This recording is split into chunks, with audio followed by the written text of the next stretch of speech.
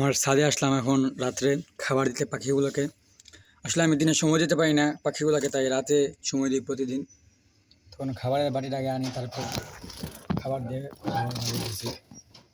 এগুলো মানে উড়াউড়ি করে পাখির খাবারে আবার ছোটো ছোটো পিঁপড়া জীবনে খাইয়া ফেলা। এগুলো কি আল্লাহ জানে কোনো সমস্যা হবে নাকি পরবর্তীতে পাখি কোনো সমস্যা হয় কিনা। সুন্দর হতেছে যে বড় পিঁপড়া গেছে।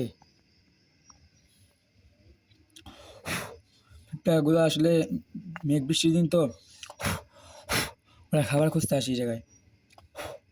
এসে আমার পাখির খাঁচায় আসে খাবার খুঁজতে, আর জায়গা পাইছে না।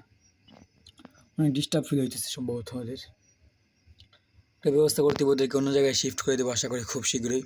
আপাতত কয়েকদিন রাখছিলাম, আমার কাছে লাগতেছে এই জায়গায় ওরা সার্ভাইভ করতে পারবে না। আইও অন্য একটা জায়গায় ভালো করে দিলে পর পেয়ার নিয়ে নেবে, জোড়া নিয়ে নেবে। আপাতত সকালে খাইন্ডা দিয়ে দিলাম। ওদের খাবার আমি রাত্রেই দিই। সাধারণত আমি দিনে সময় দিতে পারি না পাখিগুলোকে, তাই রাত্রেই আসি পাখির কাছে আমি। তো পাখিগুলোকে খাবার দেওয়া শেষ। এখন মাছের ট্যাঙ্ক কেমনি কি ভাই, এত পানি করতে হইলো নিজেও বুঝতে পারতেছি না। পানি একবারে অবস্থা খারাপ।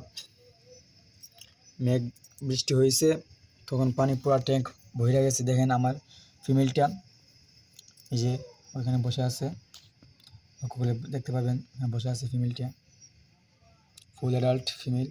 একটা কই, একটা সেই যায় একটা।